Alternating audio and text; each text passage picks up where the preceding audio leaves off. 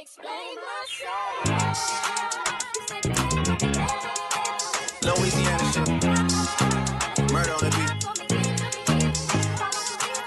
Something gotta cut up to you. Yeah. Ciao a tutti e benvenuti, e per chi invece ci segue già, bentornati. Io sono Riccardo e con me c'è Ludovica. Ciao! E oggi invece vi portiamo in Irlanda del Nord. Siamo appena atterrati a Belfast, abbiamo noleggiato una macchina, è stato un po' traumatico avere il volante a destra, però diciamo che siamo arrivati fino a qui. Ora ci troviamo a Portrush e andiamo a fare un giro per la città, mangiamo un boccone e poi vediamo il suo castello. E così iniziamo il nostro viaggio in Irlanda.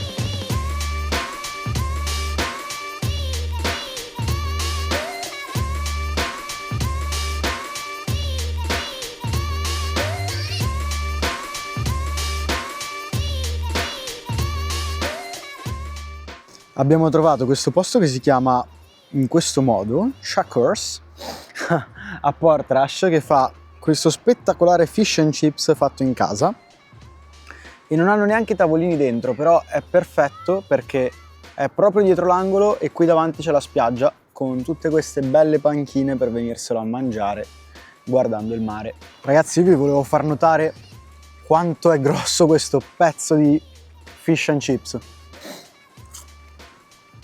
Il gusto davvero è spettacolare, non c'era neanche una spina nel primo pezzo che ho mangiato e la frittura è davvero leggera.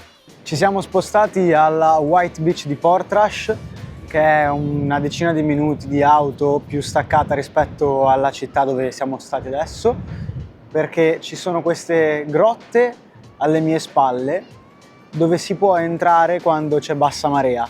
Purtroppo siamo arrivati giusto in tempo per vedere la bassa marea scomparire e dare il cambio all'alta marea, quindi anche se dovessimo avviarci adesso è capace che o non torniamo indietro o torniamo zuppi, o comunque non riusciamo a entrare nella grotta perché c'è già un livello d'acqua sufficiente a doverci far nuotare e non vorrei bagnarmi visto che c'è un vento un po' fastidioso, se devo essere sincero. Però la spiaggia comunque vale la visita, è davvero enorme e soprattutto lunghissima, potete farvi delle grandi camminate.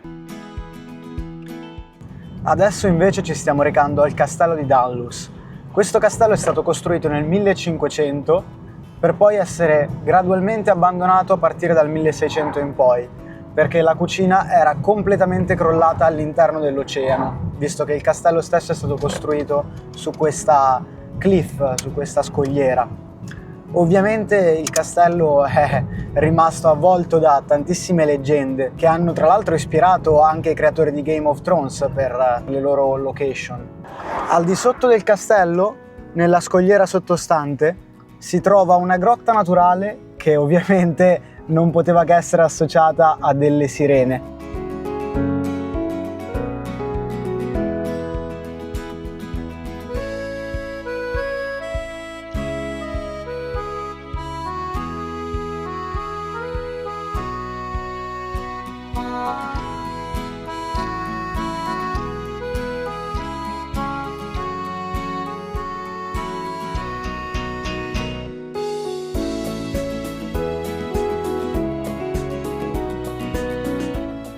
Siamo arrivati all'interno del castello di Dunluce. Qui alle mie spalle c'è il muro di cinta che aveva il cancello che conduceva al castello vero e proprio. In questo momento noi siamo più nella parte antistante all'ingresso del cancello, quindi quella dove c'erano le stalle e altri edifici di servizio. Procedendo quindi dal cancello verso la scogliera si inizia a vedere il fantasma di questo castello ormai distrutto. Dal 1600 infatti, successivamente al crollo della cucina durante una cena, dove persero la vita diversi membri dello staff del castello, la proprietaria si rifiutò di tornarci. Ci sono tantissime leggende e storie legate alla vita di questo castello, come per esempio quella di un galeone spagnolo dell'Invincibile Armata che si è arenato sotto questa scogliera qui, e ovviamente la famiglia ha pensato bene di prendere tutti i dobloni che c'erano all'interno delle sue casse e rifare tutti quanti i muri di cinta del castello.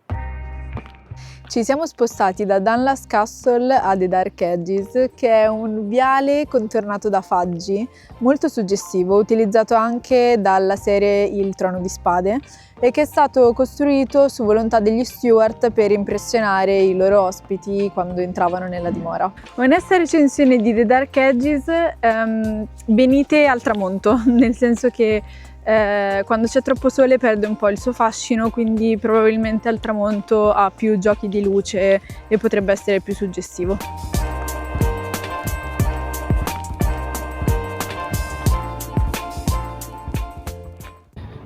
Buongiornissimo, piccolo aggiornamento. Ieri non ho potuto neanche fare il video alla camera dove siamo stati questa notte, che tra l'altro è molto carina e ve la consiglio se siete nei pressi di Coleraine per fare appunto il giro del cammino dei giganti e tutte quante le landmarks che ci sono in quest'area. Vi lascio poi tutto quanto in descrizione. Ho lasciato la videocamera all'interno della libreria dove ho comprato la guida dell'Irlanda del Nord. Fortunatamente siamo entrati tipo 10 minuti prima che chiudesse, quindi adesso siamo andati a recuperarla, sono le 9 del mattino e l'ho trovata esattamente dove era. Quindi fortunatamente le persone qui in Irlanda del Nord sono super carine e ci hanno aiutato immediatamente. E niente, iniziamo il nostro giro con la nostra mitica Volkswagen Up e andiamo... Dove dobbiamo andare oggi? Al Cammino dei Giganti. Ok, ci vediamo lì. Siamo arrivati alla Giant Causeway, abbiamo parcheggiato al parcheggio dell'hotel, l'unico hotel che c'è sopra il Visitor Center. Costa circa 12 euro, però ti danno un voucher che puoi spendere all'interno del bar dell'hotel, quindi alla fine è come se il parcheggio fosse stato offerto. A questo punto puoi decidere di scendere a piedi oppure di prendere la navetta, comodo, camminare giù e vedi anche un bel paesaggio. Volendo si può prendere anche la navetta soltanto per tornare su al parcheggio. Ed eccoci qua, siamo arrivati finalmente al The Giant Causeway, ovvero il Cammino dei Giganti. Queste sono più di 40.000 colonne di basalto che si stagliano da dentro la terra verso il cielo e ovviamente le onde che si abbattono su di esse costantemente danno un paesaggio mozzafiato a tutta quanta questa valle.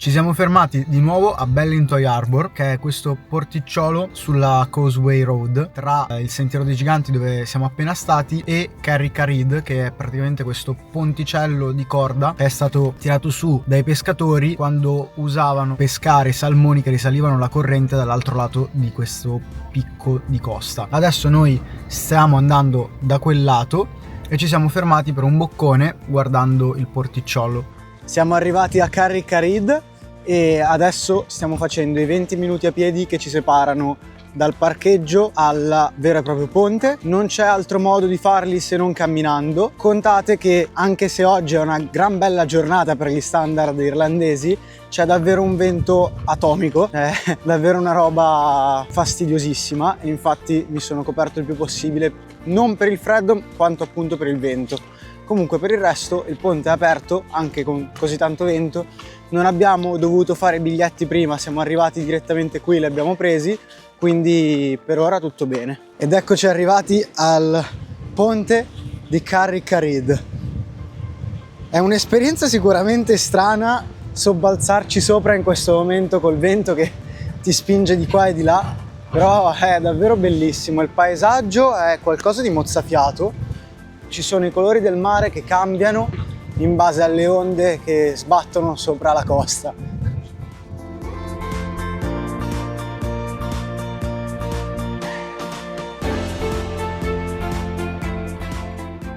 Ultima tappa della giornata, abbiamo guidato per un'altra oretta circa per arrivare a Londonderry, che sarebbe l'ultima grande città in Irlanda del Nord, dalla parte ovest, mentre dalla parte est c'è la prima grande città che è Belfast, che probabilmente vedremo domani. Adesso ci stiamo avvicinando alle mura della vecchia città, infatti Londonderry è proprio famosa per aver conservato in gran parte tutte quante le mura che gli giravano attorno. E niente, facciamo un giretto e mangiamo magari qualcosa prima di tornare a Coleraine. Questo qui era uno dei 4 cancelli principali, ovvero le 4 entrate che circondavano Londonderry, e adesso stiamo accedendo da qui alle mura invece.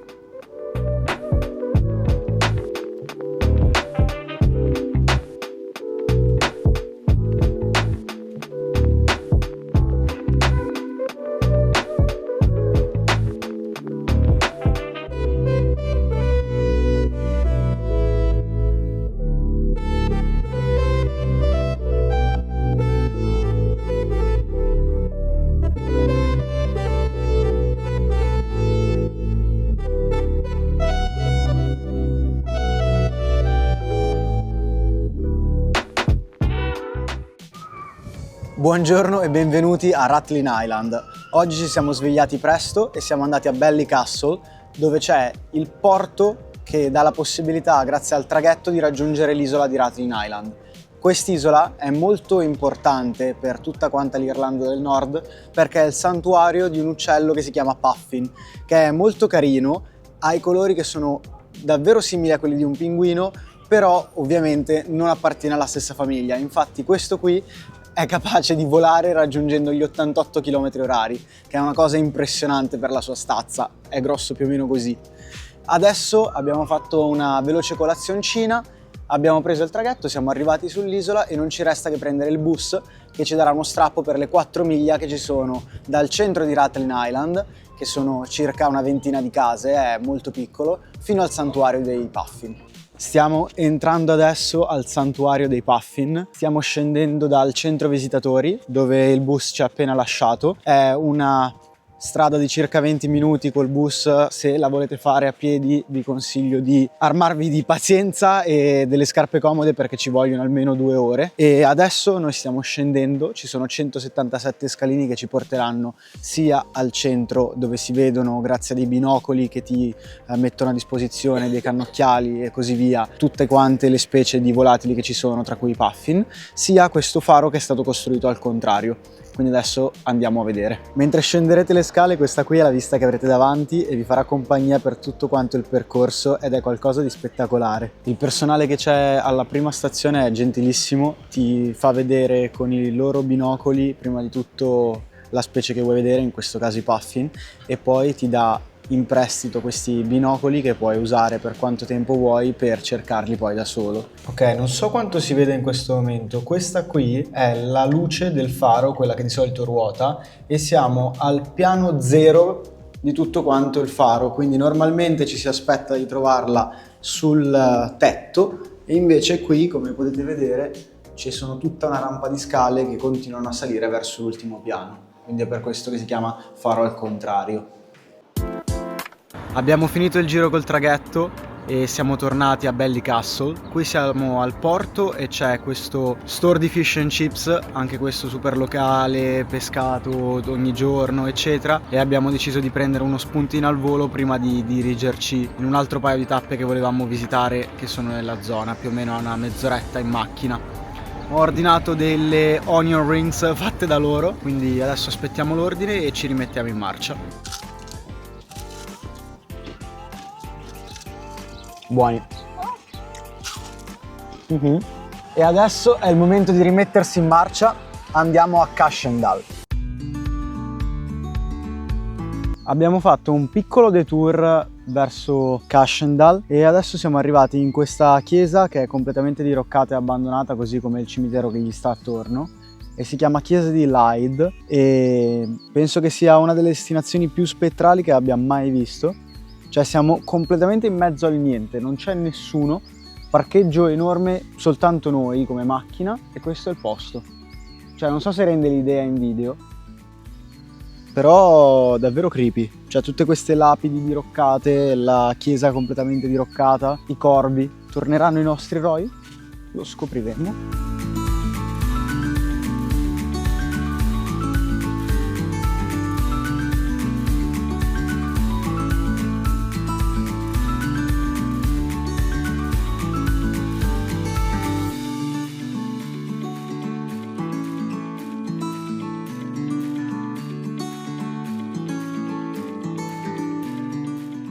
Allora, aggiornamento. A Cashendal non c'è molto da vedere, se devo essere sincero, e quindi adesso sono sopra questa collinetta che dà sull'oceano, qui alle mie spalle, dove c'è questo castello che si chiama Red Bay Castle, che adesso scopriremo se possiamo andare a vedere, perché non c'è alcuna indicazione del fatto di dove si può entrare e di dove non si può entrare. Ho parcheggiato in un posto davvero orribile, tipo sopra la strada, e adesso vediamo. Allora, qui in teoria c'è scritto no dogs, quindi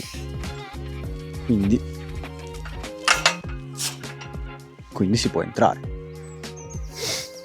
Siamo entrati fino a quando non ci cacciano probabilmente, però ecco qui il castello davanti a noi, o meglio quello che ne rimane.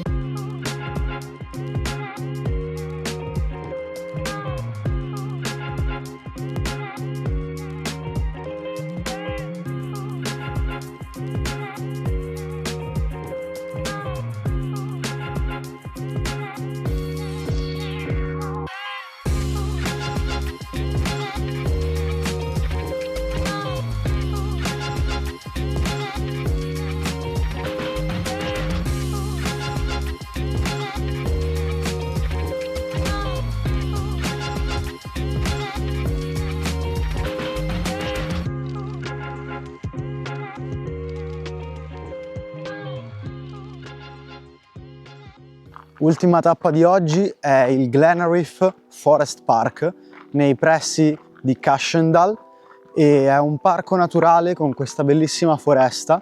Ci dovrebbero essere anche delle cascate.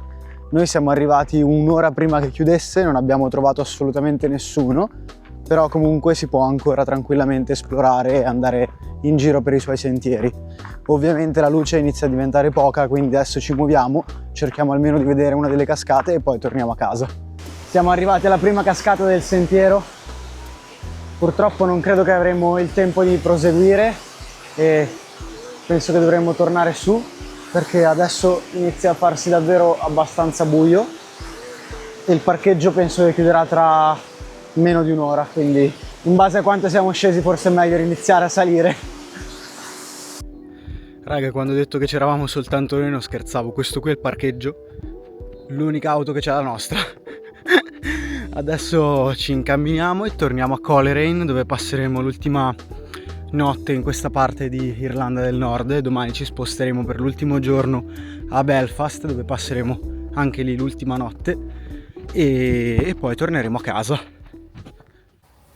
Buongiorno, questo è l'ultimo giorno qui a Coleraine, ce ne stiamo andando infatti alla volta di Belfast, e visto che non vi ho ancora fatto vedere dove siamo stati per queste 3 notti, adesso vi faccio vedere com'era la nostra stanza. Oltre a un bellissimo giardino che potevamo usare come volevamo, c'era questo letto molto comodo, riscaldato, un sacco di tè e biscotti diversi a nostra disposizione, le tazze, il bollitore, il frigo, la TV e ovviamente anche il bagno privato con una bella doccia grande, molto comoda, quindi se doveste fare anche voi il giro della Causeway ve lo raccomando e vi lascio ovviamente il link. Ci vediamo alla prossima tappa.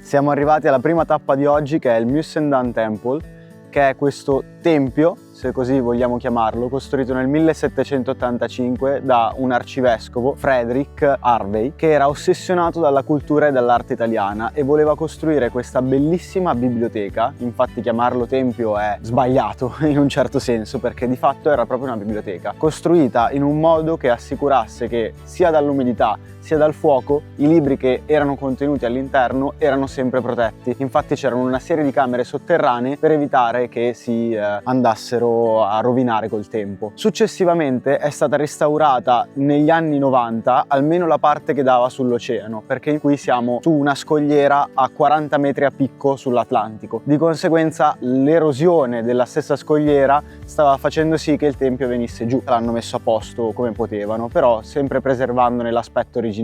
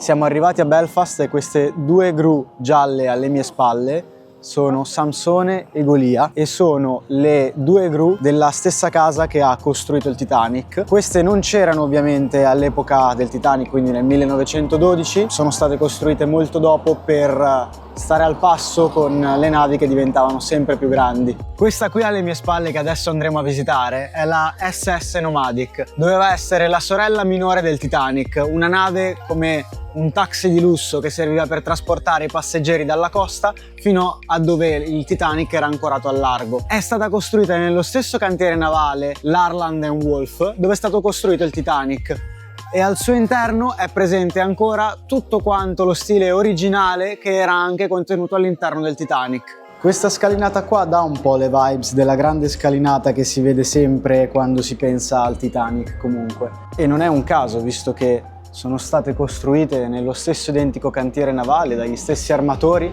e probabilmente progettate dalle stesse identiche persone. Anche la passeggiata esterna è molto simile a quella che si trovava sul Titanic. Alle mie spalle i fumaioli, o meglio il fumaiolo della SS Nomadic, che come stile e come colorazione è esattamente identico a quello che si trovava sul Titanic. Un altro segno che le lega sicuramente in un modo indelebile.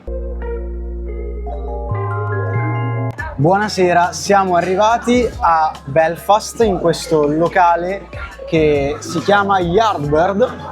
È pieno di gente sotto, c'è un pub spettacolare e adesso Ludovica proverà a fare il famoso split the G sul bicchiere della Guinness.